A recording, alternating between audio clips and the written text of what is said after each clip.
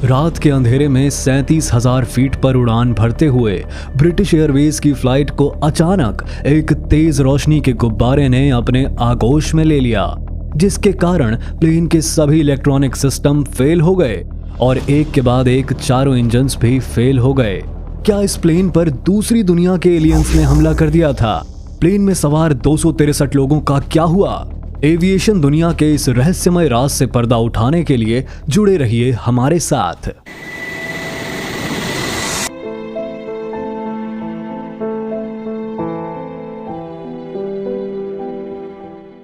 चौबीस जून 1982 दुनिया के सबसे बिजी एयरपोर्ट्स में शामिल लंदन का हीथ्रो एयरपोर्ट। ब्रिटिश एयरवेज की फ्लाइट 009 मुंबई से होते हुए ऑकलैंड जाने की तैयारी कर रही थी। बोइंग 747-200 सीरीज का यह आधुनिक प्लेन था, जिसमें रोल्स रॉयस ब्रांड के 4 इंजन्स लगे थे। अपनी यात्रा के पहले और दूसरे चरण में इस प्लेन ने लंदन से मुंबई और फिर मुंबई से कुआलालंपुर की यात्रा सकुशल पूरी की। अब अपनी यात्रा के तीसरे चरण के लिए इस प्लेन को कुआलालंपुर से पर्थ जाना था।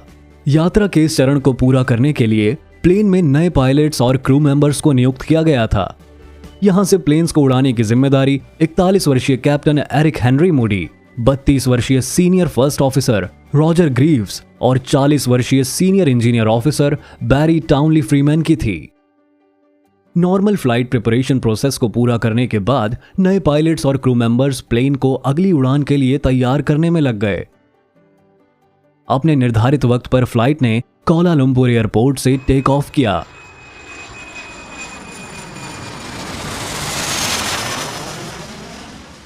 एयर ट्रैफिक कंट्रोल टावर द्वारा बताए गए रूट को फॉलो करते हुए प्लेन लगभग 37,000 फीट की ऊंचाई पर पहुंच गया और पायलट ने प्लेन को ऑटो मोड पर डाल दिया। फ्लाइट में सब कुछ नॉर्मल तरीके से चल रहा था और सभी पैसेंजर्स आराम से फ्लाइट में ड्रिंक्स और भोजन सर्विसेज का आनंद ले रहे थे। रात के लगभग 8:40 पर प्लेन जब इंडियन ओशन के ऊपर से गुजर रहा था, तभी अचानक पायलट्स को विंडस्क्रीन पर बहुत ही तेज रोशनी दिखाई दी और देखते ही देखते अजीब सी दिखने वाली रोशनी के बादल ने पूरे प्लेन को अपने आगोश में ले लिया। शुरुआत में पायलट्स को लगा कि ये शायद बादलों से निकलने वाली लाइट होगी, लेकिन फ्लाइट में लगा वेदर सेंसर किसी भी तरह के बादल को खराब मौसम की जानकारी नहीं दे रहा था। अपने करियर में किसी भी पायलट ने इस तरह की लाइट्स को नहीं देखा था, जिसके कारण सभी के चेहरों पर एक अजीब तरह का डर और परेशानी दिखाई दे रही थी। सिचुएशन को समझने के लिए कैप्टन ने फर्स्ट ऑफिसर को पैसेंजर्स कैबिन में भेजा और वहां पहुंचकर फर्स्ट ऑफिसर ने जो नजारा देखा तो उसके होश उड़ गए। पैसेंजर विंडो के बाहर झांकने पर फर्स्ट ऑफिसर को विंग्स के चारों तरफ एक चमकती हुई तेज लाइट दिखाई दे रही थी। ऐसा लग रहा था मानो प्लेन पर एलियंस ने हमला कर दिया है और प्लेन्स को अपने काबू में ले लिया है। इंजन से भी अजीब तरह की रोशनी और चमकीला धुआं निकल रहा था।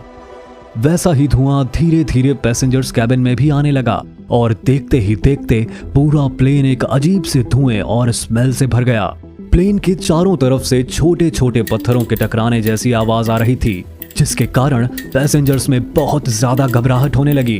पायलट्स अभी इस अजीब सी लाइट्स और धुएं को समझने की कोशिश कर ही रहे थे कि तभी अचानक फ्लाइट इंजीनियर घबरा कर कहता है कि इंजन नंबर 1 बंद हो गया है। कैप्टन ने तुरंत ही फ्लाइट इंजीनियर को फेल इंजन को रिस्टार्ट करने के लिए कहा। इसके पहले कि फ्लाइट इंजीनियर इंजन नंबर 1 को रिस्टार्ट कर पाता, तभी अचानक इंजन नंबर 2, 3 और 4 भी फेल हो गए। ये सब देखते ही फर्स्ट ऑफिसर ने तुरंत मेडे कॉल कर दिया, जिसका मतलब था कि अब प्लेन कभी भी क्रैश हो सकता है। चारों इंजन से अजीब तरह की लाइट और आग की लपटें निकल रही थी, जिन्हें देखकर पैसेंजर्स के बीच में दहशत और घबराहट इस कदर बढ़ गई कि उन्होंने अपने दोस्तों और रिश्तेदारों के लिए आखिरी खत लिखना शुरू कर दिया।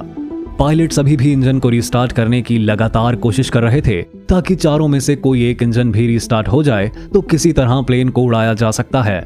लेकिन कहते हैं ना कि मुसीबत कभी अकेले नहीं आती, और वही इस प्लेन के साथ भी हुआ। पायलट सभी इंजन को रिस्टार्ट करने की कोशिश कर रहे थे कि अचानक से प्लेन के सभी इलेक्ट्रॉनिक सेंसर्स और सिस्टम बंद हो गए। प्लेन के चारों इंजन और ऑक्सिलरी पावर यूनिट के फेल होते ही इंजन में ऑक्सीजन का दबाव कम हो गया, जिसके कारण कैबिन में ऑक्सीजन मास्क लटकने लगे ताकि पैसेंजर्स और क्रू को सांस लेने के लिए ऑक्सीजन मिल सके। अचानक आई इन सब मुसीबतों से पायलट्स भी काफी घबरा गए थे, लेकिन थोड़ी ही देर बाद पायलट ने अपने आप को संभालते हुए फिर से सिचुएशन को संभालने की कोशिश की। बिना इंजन पावर के प्लेन अब 37,000 फीट से 26,000 फीट पर आ गया था। बिना इंजन प्लेन अब ग्लाइड करते हुए आगे तो बढ़ रहा था, लेकिन उससे कहीं ज्यादा स्पीड से वो नीचे आ रहा था। अब कप्तान की सबसे बड़ी कोशिश ये थी कि किसी भी तरह प्लेन को ग्लाइड करते हुए नजदीक के किसी एयरपोर्ट पर लैंड करा दिया जाए। उस वक्त सबसे नजदीक जकार्ता इंटरनेशनल एयरपोर्ट था। प्लेन की हाइट और स्पीड को कैलकुलेट करके कप्तान ये जानने की कोशिश करने लगे कि बिना इंजन के प्लेन कितनी दूर जा सकता है। यहां हम आपको बताना चाहेंगे कि इस प्लेन की ग्लाइड रेशियो 15.1 थी, जिसका मतलब था कि अगर प्लेन 15 मीटर आगे की तरफ जाएगा तो 1 मीटर नीचे की तरफ आएगा। सभी कैलकुलेशन करने के बाद एक बार फिर से कप्तान को निराशा हाथ लगी, क्योंकि प्लेन की करंट लोकेशन और जकार्ता इंटरनेशनल एयरपोर्ट के बीच में बहुत ही ऊंचा पहाड़ था, जिसे बिना इंजन के ग्लाइड करते हुए पार नहीं किया जा सकता था। कप्तान ने को पायलट और फ्लाइट इंजीनियर को ब्रीफ करते हुए कहा कि अब हमारे पास रिस्क लेने के अलावा कोई और दूसरा ऑप्शन नहीं है। हम ग्लाइड करते हुए इंजन्स को रीस्टार्ट करने की कोशिश करते रहेंगे। अगर 12,000 फीट की हाइट पर आने तक भी इंजन्स रीस्टार्ट नहीं हुए तो हम प्लेन को समुद्र में लैंड करवा देंगे। अगर आपको हमारी मेहनत पसंद आ रही है तो कृपया लाइक और सब्सक्राइब बटन पर क्लिक करके हमारा हौसला बढ़ाएं। आपके सहयोग के लिए हम सदैव आपके आभारी हैं। धन्यवाद। कप्तान ने पैसेंजर कैबिन में अनाउंसमेंट करते हुए कहा कि मैं आपका कैप्टन बोल रहा हूं। प्लेन के इंजन में कुछ खराबी आ गई है और हम लोग उसे ठीक करने की कोशिश कर रहे हैं। आप सबसे अनुरोध है कि हिम्मत से काम लेते हुए शांति बनाए रखें। पैसेंजर सब अपनी आंखें बंद करके भगवान को याद करने लगे। सभी को अभी भी किसी चमत्कार की आशा थी कि प्लेन सही सलामत लैंड कर जाए। इसी के साथ कैबिन क्रू भी प्लेन को समुद्र में लैंड कराने की तैयारी करने लगा। धीरे धीरे ग्लाइड करते हुए प्लेन अब नीचे आने लगा और जैसे जैसे प्लेन नीचे आता जा रहा था वो अजीब रोशनी भी कम होती जा रही थी।